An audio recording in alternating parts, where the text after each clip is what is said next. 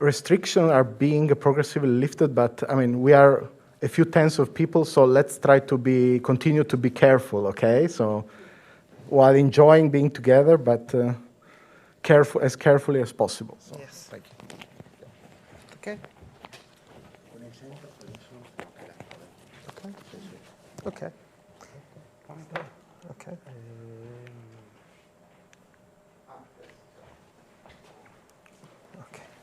Okay. So, as the first talk, I would like just to introduce some of the philosophy and what we are going to do for the next days. I mean, what is the goal of the school? Of course, the goal of the school cannot be to transform you in advanced users of the code and theoreticians, but to give you tools and ideas of what to do next. Because actually, the world where Yambo is working is the giant world of material science. And so the first thing to understand is the tool you are going to use is something that's been developed along the years for a specific mission. So why is there? And what is more importantly is that after so much coding, so much development, the code itself is a big thing. I mean, it's a super monster, super tool, complicated with 200 variables and so on and so forth. How do I use it?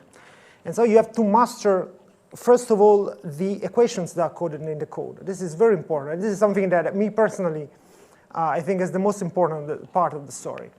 Yes, because actually at the end of the story you have different communities acting in the world of material science. And this is something you realize when you start working in it. Because if you have physics, so theoretical physics and applications, above this there is the entire world of codes and, in the recent years, computational physics and even computational theory. So sometimes as a theoretician that I've been working for Feynman diagrams for so many years, I found myself studying the theory of GPUs or theory of linear algebra, these kind of things that I never imagined I had to study. This is because things have changed. So actually, you have several actors in this material science, and there are theoreticians, there are the runners, the guys that run the computer codes trying to get data compared with the experiment, and there are the experimentalists. And of course, with different, I don't know, sure many of you had to fight with the experimentalists, and in general, at the beginning, you spend like 6 months creating a common language. I mean, giving same meaning, same words. This is very instructive. So theoretical physics is something that, even if it may appear far from the final application, is the real engine of all the story. And this is something that we will go through during several lectures. So Pedro, for example, after me, will give the first lecture about Manybody. This is actually the engine, what drives everything. So when you run Yambo, Yambo is just running and solving Manybody equations.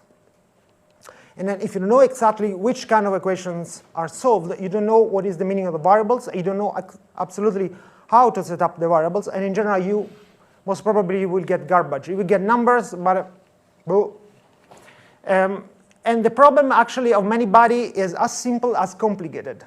You have a system of particles, of bodies. So those bodies can be anything. I mean, it can be electrons, or can be even more advanced stuff. And in general, they are interacting through a potential. The bad thing of Manybody is that this potential is long range. It's not short range. Being long range is almost impossible to solve exactly. So you have to use tricks. And there are two main tricks we are, that are used by us, by Yambo, is density functional theory and Manybody. So they are completely different theories with different approximations and different goals. But there are the two pillars. So you have DFT and Manybody. So in DFT, you actually want to rewrite exactly the ground state problem. With Manybody, instead, you want to rewrite exactly the excited state problem. And then you will see in practice what does it mean, all this. At the end of the story, you get a scheme that is the one Yambo is based on, where density functional theory is the starting point. So you first do a DFT calculation. You get the basis of your system. In practice, actually, you write your Hamiltonian. You rewrite your Hamiltonian. You start from an Hamiltonian that is complicated. You have no idea how to solve it. You say, OK, take a second. I rewrite it using DFT in a mean field plus correction. And at that point, you apply Manybody. The good thing is that you include already some part of the problem you don't know how to solve, correlation part in the FT. And the price to pay instead is that you have to own Manybody machinery and so on and so forth. But in addition, as you have started from a density functional theory calculation, you are parameter free. So your calculation is for silicon, for gallium arsenide, for the nanotube, for the surface, for whatever. So when you run the FT, you actually create an Hamiltonian that is specific to your system. And all the calculations that will be done after are specific to that system. So the numbers you get, if correct, can be compared to the experiment. Now, the tools we are going to use are just at the beginning of a ladder. So if you go back to theoretical physics, you know that depending on the experiment you want to study, you need to understand which one is the right tool, theoretical tool. So we will go back to this in a moment. But I mean, bear in mind that Manybody is, at the bottom of the ladder. Because above this, there is non-equilibrium Gibbs function theory, there is mean field theory, and so on and so forth. So it depends on what you need to calculate to choose the right theory. And then we have this last actor entered in the story, that is computational physics, computational science. Because at the beginning, Yambo was written by me during my PhD. So I was doing my PhD, and I started writing Yambo. And then it was possible at that time. You write your personal piece of code, then for some reason you decided to push it more, and then potentially you can get, after a long evolution, after lots of people entering in developments, you can get something that is stable and used. But the point is that if along the years you create different applications of the code, the point is that you have to, oh sorry, this is, I want to tell, yes. The point is that, yes, I want to tell you after, but no, it doesn't matter.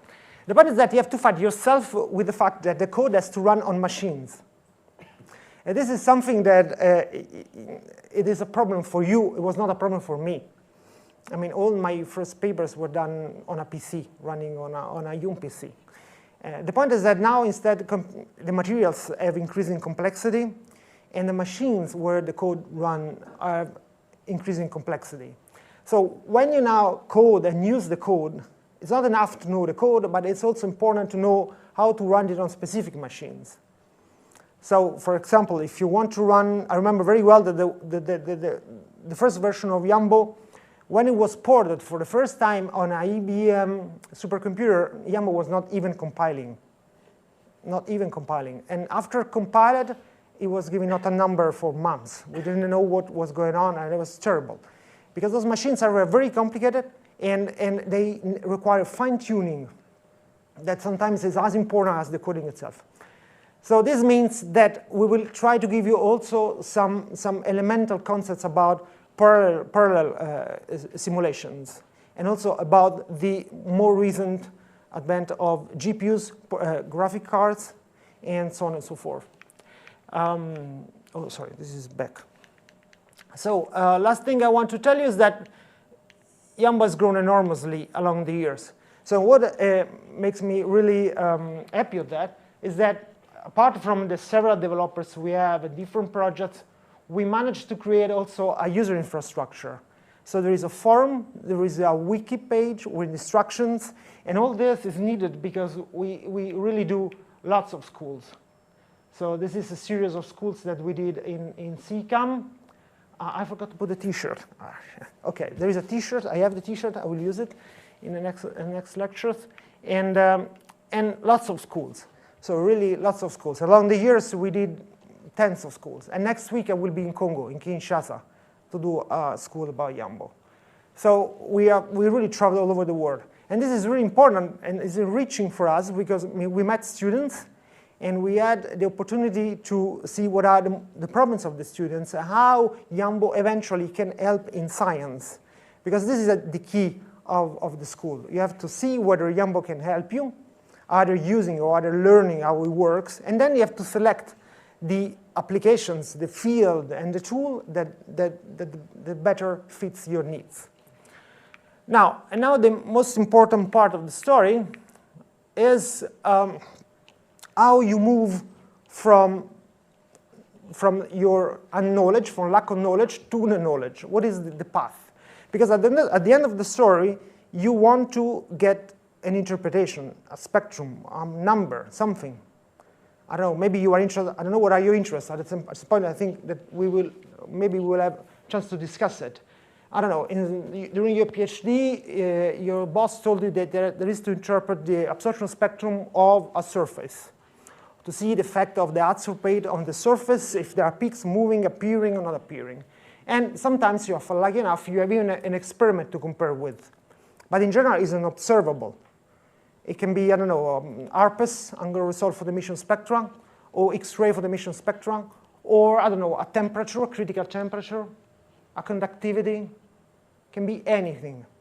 And the point is that, okay, how do I calculate this thing? How do I get it? And this is the road you have to take. You have the simulation at the end. You want to reach this point, but this is at the end of a procedure. Because you have the physical phenomenon, that is what you have to calculate. First, you need to understand, how do I calculate this physical phenomenon? I mean, if it is absorption, you need the response function. If it is band structure, angular result for the emission spectra, you need the single particle Green's function.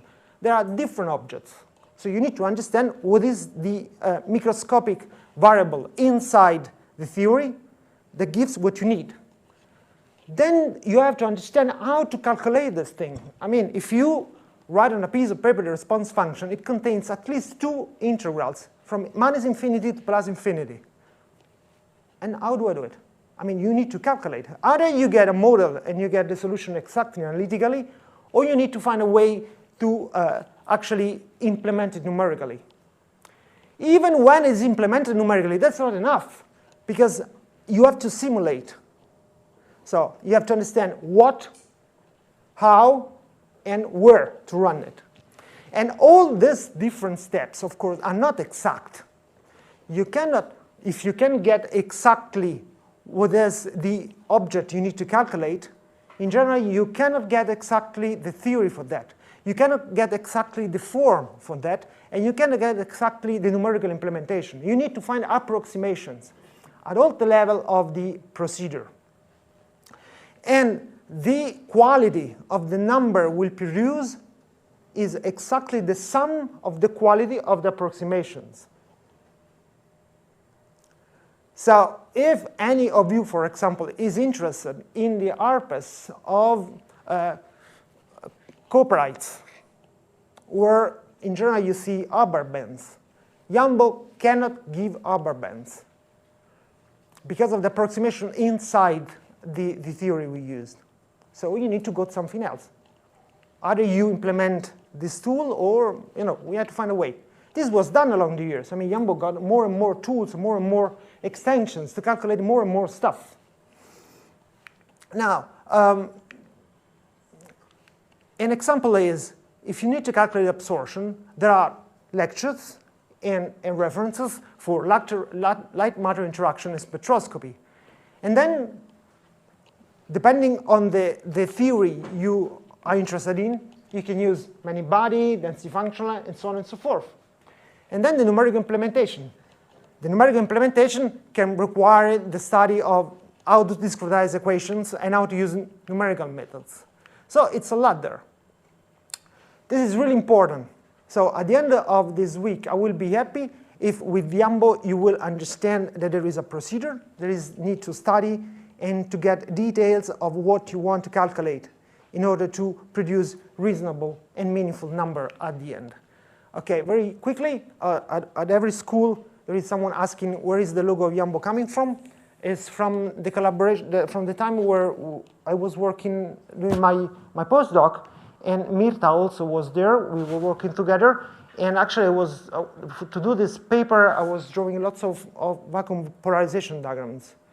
So I was really, I could really dream them during the night. I was in the blackboard everywhere with these vacuum polarization diagrams. And Mirta seeing all those diagrams so that they could translate it in an oyster. So an oyster, the oyster Yambo is a vacuum polarization diagram. And that's all. Thank you very much.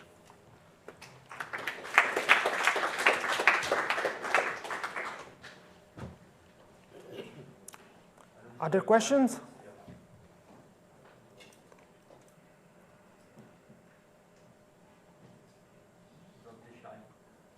Yeah, step by step. Yes? Yeah, also, for instance, we have different types of code. He says, if you like to solve, okay. I cannot get you. I think can do it. Thank you.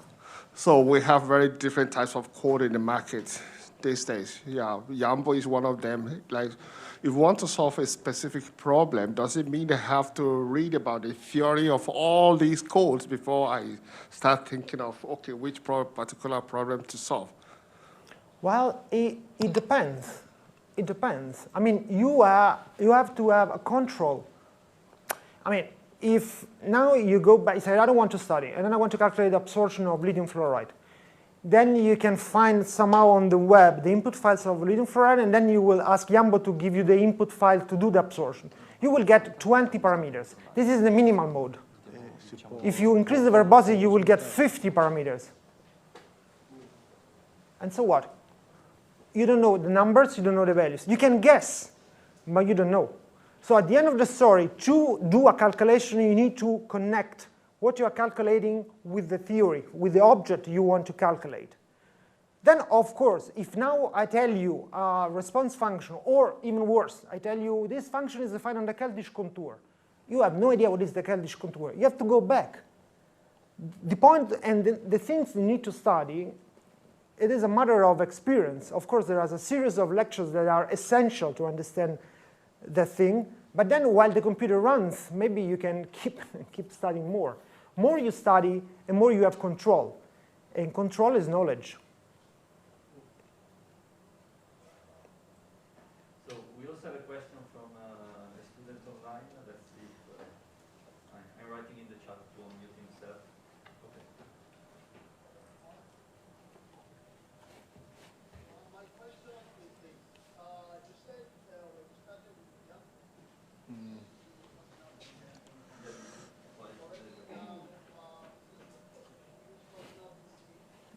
Where is the voice coming from? Yeah, just a second, because we cannot hear you very well. I don't know. Probably it's better. Hybrid schools. Hello. C'è una domanda da Zoom, ma è molto basso il volume, non si sente. you said when you started with the Yambo, you were using your personal PC. But it got to a level where the personal PC couldn't solve some problem. I want to ask, today you have to use your personal PC to run Yambo code. So let me understand if I understood properly. You say that when you run Yambo, you can use your personal PC, but to do a research for specific materials, you may need more resources. Is it right? Okay, yeah. Did I get it right? Yes, this is a big problem. I totally understand with you. This is one of the biggest problems now in the extension of material science to parts of the world where there are not so many computational resources. And this is a gap to be filled. But a gap to be filled, I perfectly know. But there is still room for lots of work, in the sense that, me personally, most of the papers I did at the beginning were run on a PC. I mean, they were not supercomputers. It's true that science was different, but still, today it is possible. I mean, 90% of the runs to be familiar with Yambo can be run on a laptop. There is no need of supercomputers. It is true that at the end, if you decide to do research on a nanostructure, on a big nanostructure, on a surface or a nanotube, on whatever, with lots of atoms or heavy atoms, you need a supercomputer, or you need a machine with lots of memory. I totally agree with you. In the case where you need to do a simulation on a large material and you are in a developing country, there is a big gap. Still, I think ICTP is working. They have an institute in Rwanda, in Kigali, and partially is providing with computational resources to students. Of course, this cannot be done for anyone, but things are enormously changing.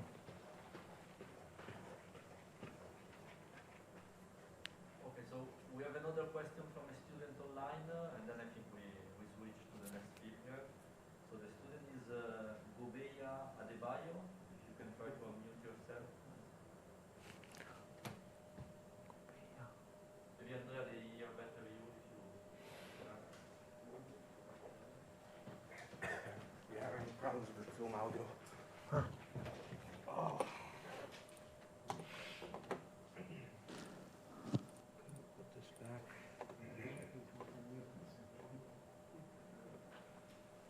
Okay, was there somebody speaking? Kubeya, can you unmute yourself? No, he's not muted.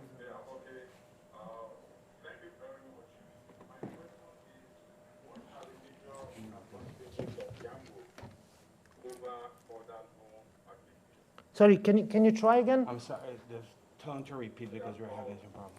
The question is, what are the major advantages of Yambo over other packages? Okay, so clear. This actually, it's not the right question. I mean, in the sense that you need to find the tool. Can you repeat the questions? Yeah, the question is, what are the pros in using Yambo compared to other codes? So why should they use Yambo? Absolutely. You have to find a tool that better fits with your research. If it is Yambo, we're happy. Otherwise, not a big problem. At the moment, during this school, you have to consider Yambo as a tool to study the procedure to get to the final observable. What we have done in Yambo along the years is to create as much as possible a user-friendly code. So an example, there are tiny examples. I mean, one example is that, for example, I'm very bad in memory, so I cannot remember things by heart, no way. So Yambo is able to create the input file itself. So this is a user pro, in the sense that you don't have to go through a long list of variables to create your input file. Then it's GPU ported and heavily parallelized. But I mean, those are technical details that actually don't decide exactly the code to use. So you have to decide the answer, to find the answer to this question. Say that compared to, I mean, there are many Ab-initio codes.